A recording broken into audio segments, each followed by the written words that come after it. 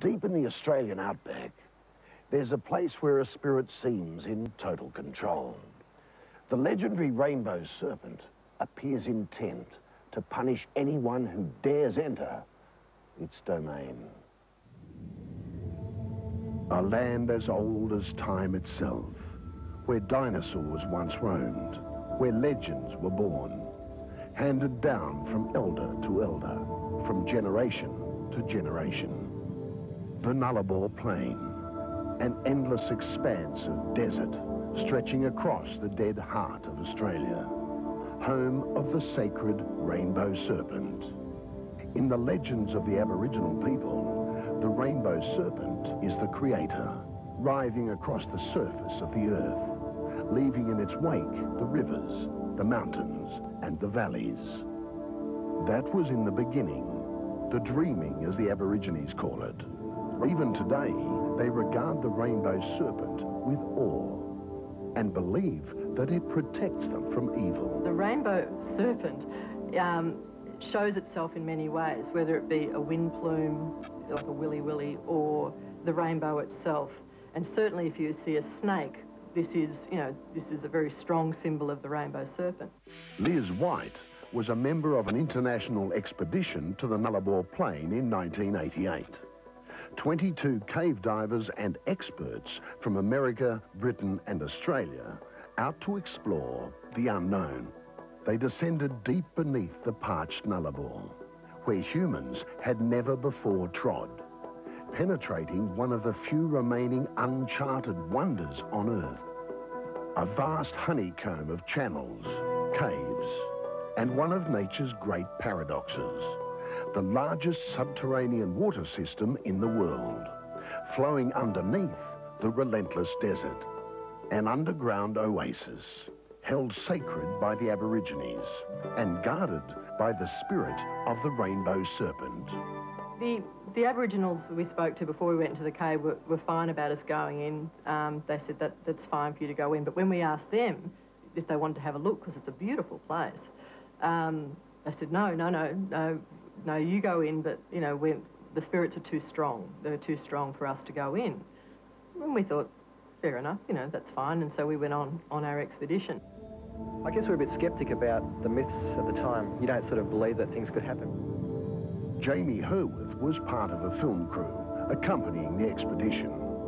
Their job was to produce a documentary of the dive, a job that mysteriously became more and more difficult as the shoot progressed. Lots of technical faults. Radio mics weren't working, cameras didn't work, stills cameras were failing on us, and underwater housing flooded the first time we went into the water. We even had Channel 7 come out at one stage, and they had a camera with them which was working fine before the trip, and when it got near to the cave it just didn't work at all. At the time, the crew couldn't explain it, but the signs were all there. Willy-willies, windstorms that destroyed the campsite, rainbows, and a green and copper-coloured snake sighted at the entrance to the caves. All symbols of the rainbow serpent, all warnings they were in danger. That disaster was about to strike. It was 4 o'clock on Friday, December the 2nd. You do not forget the time and date of an occurrence like this. I was in the cave actually helping to get all the gear out. It was essentially the end of our expedition. The end in more ways than one. Above, thunderous clouds rolled in across the desert.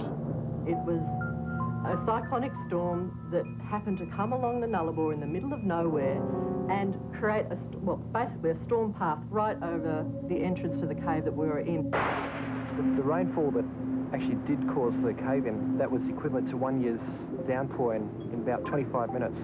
On the surface, the backup crew sent a message down to the cavers, a warning that all hell was breaking loose. And then about a split second later, it seemed, there was another message saying, there's water coming into the cave's going to collapse, get out of the way, run. And they did try. 13 desperate people in the path of an avalanche of mud and rocks, surrounded by the deafening roar of the cave-ins. And then what happened after that was just rocks falling into the cave on and off over a period of 4 hours to, well, essentially we were trapped and we had no idea what had happened to the people above us. Hours passed. 1 day. 2. The divers were all professionals, used to adversity. They were calm, patient as they waited for a rescue team to make their perilous way from the surface. Some, though, thought back to the Aborigines who'd refused to enter the cave because of the strong presence of the spirits of the Rainbow Serpent. So we kept it pretty cool, although it was very difficult sitting there in the dark, like in prison, in solitary confinement almost, even though you've got all those people around you, just listening to rock collapse after rock collapse, water rushing into the cave, and just wondering whether you're going to get out. Yeah, the chance of something like this happening was just phenomenal. It's a 1 in a million chance. A cave reforming itself, and what we witnessed is just something which happens only once in a million years. The cavers, all members of a joint Australian, British and American expedition. The cave-in began on the Friday afternoon. More than 30 hours later, the rescuers reached the trapped divers. And in the evening of the Sunday, 2 days later, I crawled out of that cave and I swear I kissed the ground. The joy of fresh air, the wide open spaces of the Nullarbor, the absolute certainty they were lucky to be alive.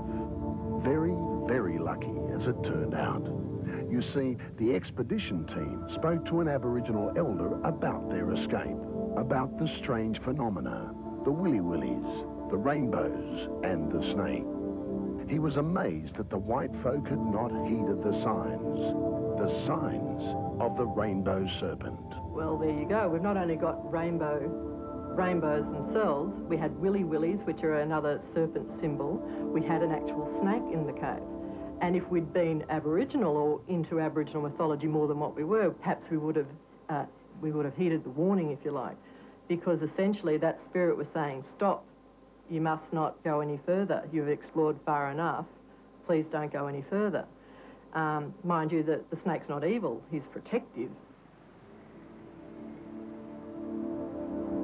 It was just amazing that of the 13 of us that were trapped down there, there was no injuries, deaths or anything. We were just lucky to all get out.